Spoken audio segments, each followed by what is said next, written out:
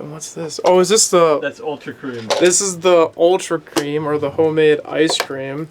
I need a spoon. I think our producer's coming with that now. But it looks alright actually. I mean, it looks like ice cream. Pretty frozen though. I don't know if it's gonna be possible to like scoop out of it, but we're gonna try. Oh, thank you, Dan. Alright, let's... Oh my god.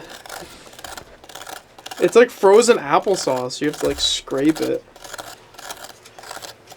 So that's what I'm doing right now.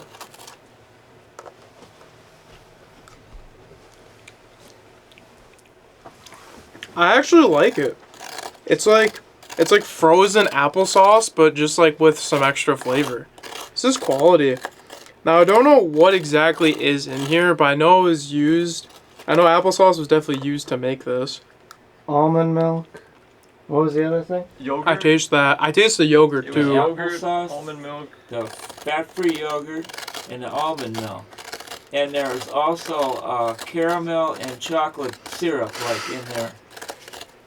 I will say, what I love about this dessert is you can taste everything you just said.